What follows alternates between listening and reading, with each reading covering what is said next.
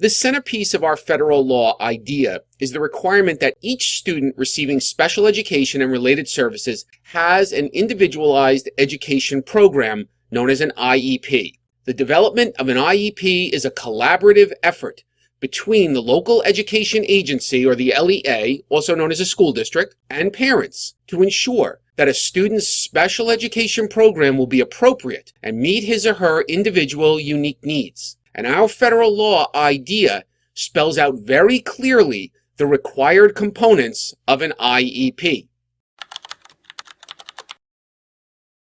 The identification and evaluation of a child with a suspected disability is a critical step in the special education process. Under our federal law IDEA, each local education agency or school district must establish procedures by which children in need of special education and related services are identified, and these are known as child find efforts.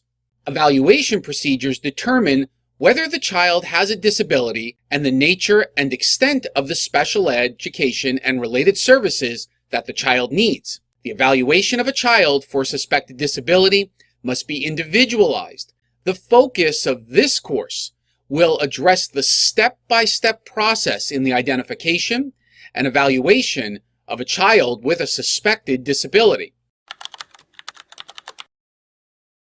There are 4 components or core concepts that we could identify in every RTI model or implementation.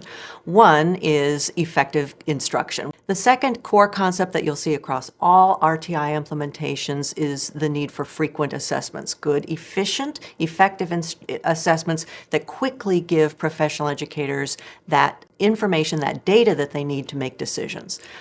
Another core concept would be the immediate response. This is attempting to deal with that older notion of having students wait to fail, to wait a long time before they qualify for services. And the fourth, in a high-quality RTI implementation, we would see evidence of collaboration with home.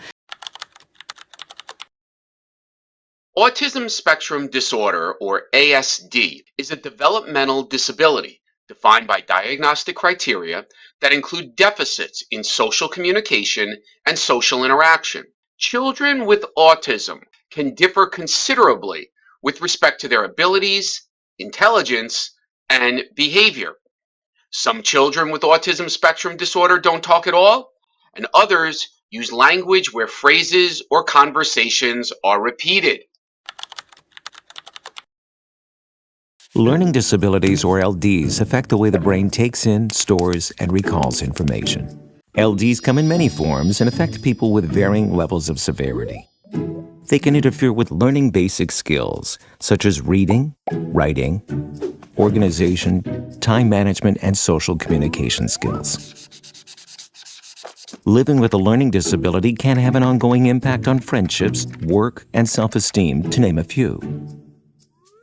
However, students with learning disabilities can succeed when they have access to specific instructions and compensatory strategies to help them overcome their difficulties. The provisions regarding discipline were intended to protect the rights of children with disabilities and their parents. So we needed something to protect these children and their parents so that discipline procedures would not be overly harsh, or that there would be discipline procedures in place to protect these children. We were also addressing concerns of school administrators and teachers regarding school safety and order, because they were intended to help the schools respond appropriately to a child's behavior and promote the use of appropriate behavioral interventions to prevent future troubling behavior from occurring. Educators have long understood that behavior difficulties can keep students from functioning productively in class. Many school personnel have been considering the effects of behavior on learning for some time. The 1997 amendments to our federal law, the Individuals with Disabilities Education Act, or IDEA, take that consideration one further. The relationship between behavior and learning must not only be considered, but acted upon.